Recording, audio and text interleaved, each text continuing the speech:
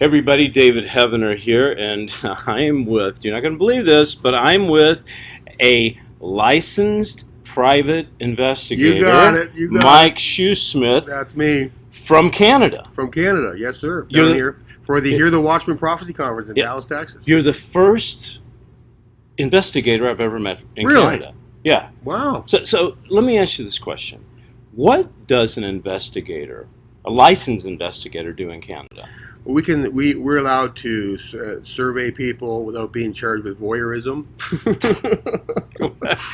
And it's interesting, it's interesting. I did it as a matter of knowing the law, right? Okay.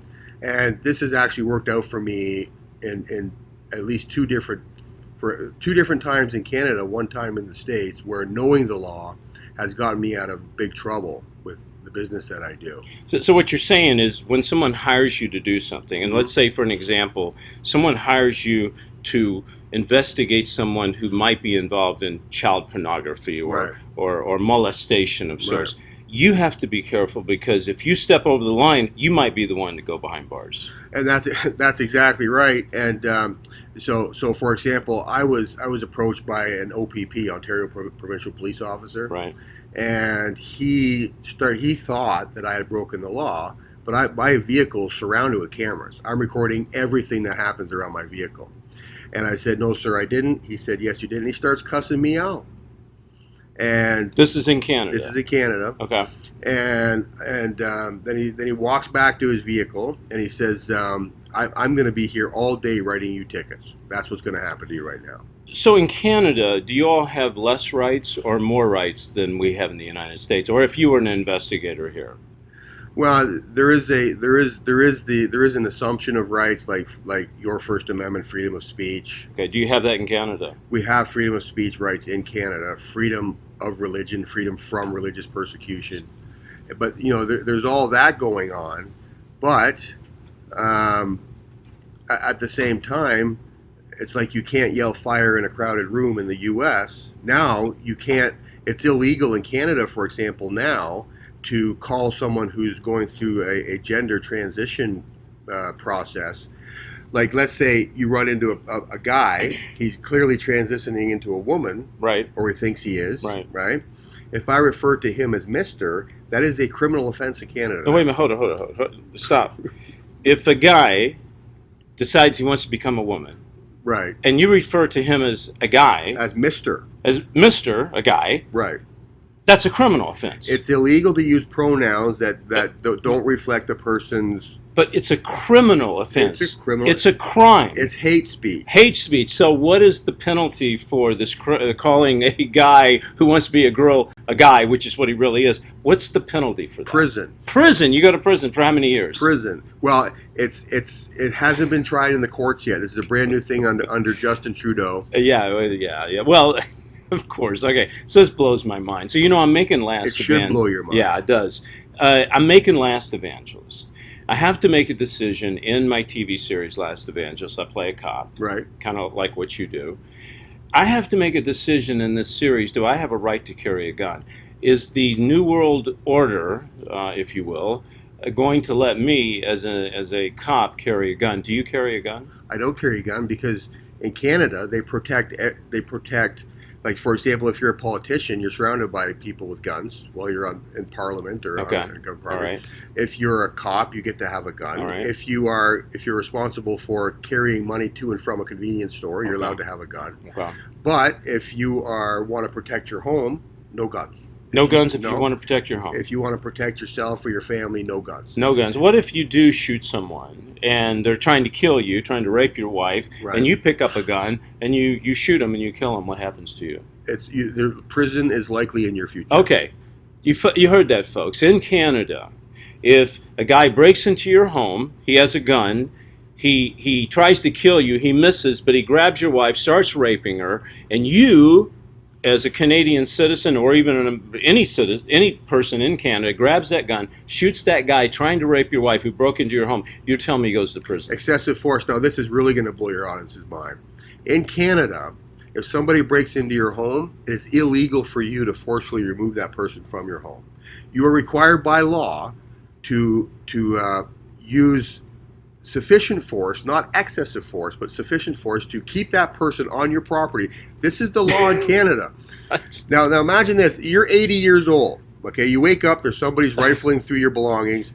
You're 80-year-old woman, and there's a 26-year-old guy hopped up on meth. He's rifling through your stuff. Right. The Canadian law requires you to, with one hand, hold that person's head down on the floor and subdue that person with the other hand calling the cops. That's the law in Canada. Yeah, well, I don't think I'm going to be living in Canada anytime soon. And you know what, Mike? We're talking about Canada. And by the way, I do like Canada as a country. I've been there. I love the people. I think it's a great country. But what's happening in Canada is going to come to the United States. It's just a matter of time. It is, especially with this movement to that began with, essentially in earnest, began with the Florida shooting, with the Parkland shooting. Right. Well, I have spoken about this. Now, I'm not going to tell you the shooting was programmed, but I will tell you this.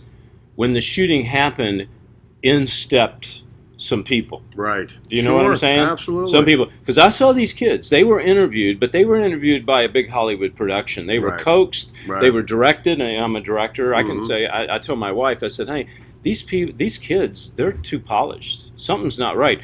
So they are coming in, taking advantage of the situation. Of course. And they have now programmed the kids to have all these, not riots, but all these protests in Washington. As a matter of fact, they're happening today. They're going to happen next month.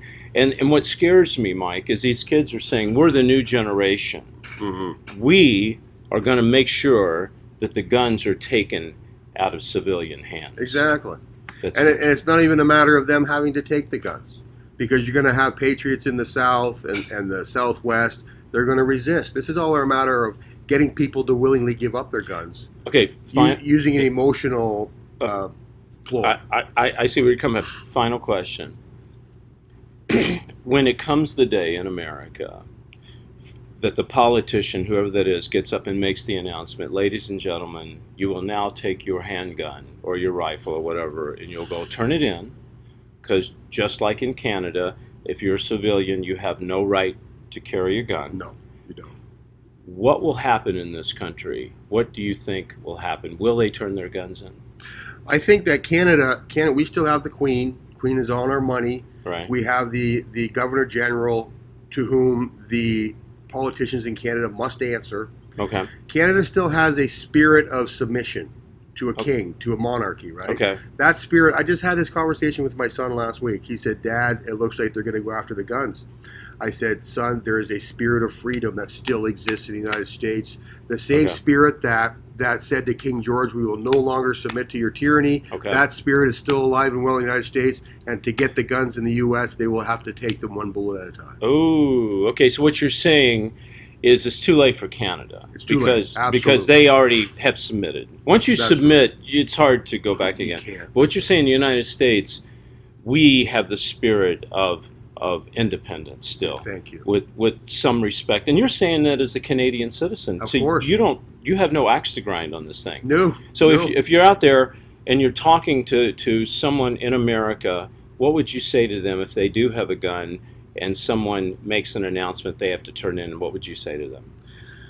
Well, you put me on the spot here, David, I got to say, but let me say, I do have friends who are patriots in the United States, and they have told me flat out, they will not get our guns. And most of these people live south of the Mason-Dixon line. The Mason-Dixon line. Yeah, these people, that spirit of freedom is not been quenched in this country, and they are not going to do it. What do I tell people to do? I tell my friends, look, don't die, throw yourself on this sword. Don't do that. I love you too much. Stay alive. We're living in the end time is not coming. The end time is now. Yeah. And this is going to happen.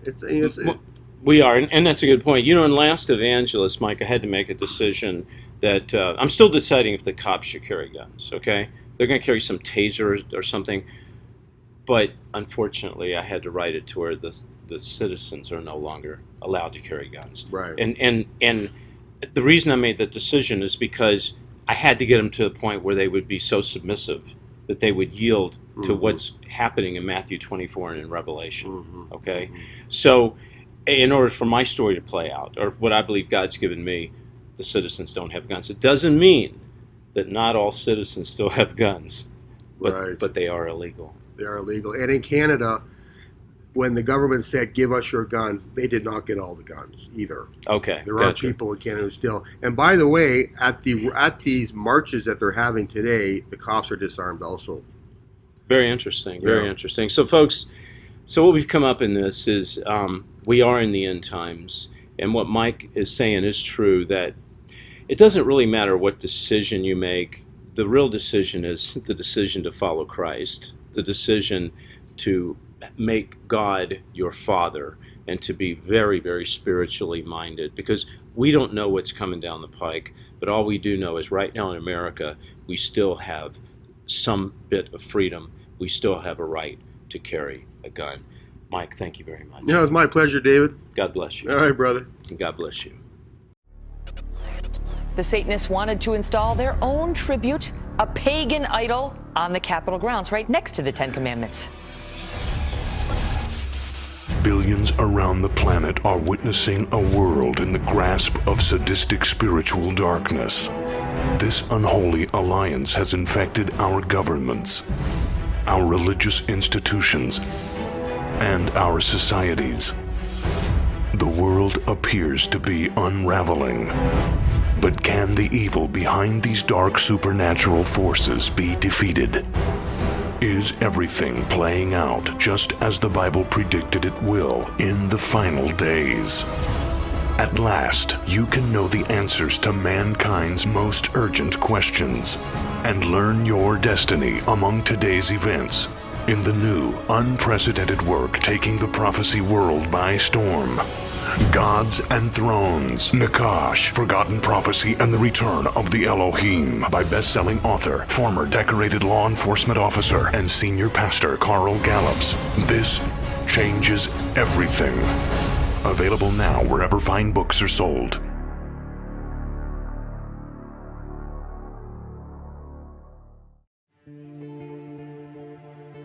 American Survival Wholesale is proud to sponsor this ministry and their efforts to shed light on the issues that face our nation. As a veteran and Christian-owned and operated company, we support the freedom to express these Christian principles.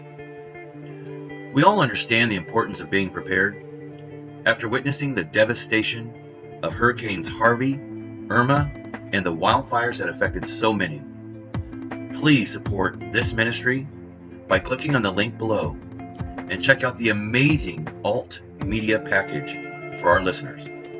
Plus, if you use the promo code PNN Radio, that's PNN Radio, you will receive free shipping, a savings of up to $200. Just click on the link below, but please do it today. Your support means so much to this channel.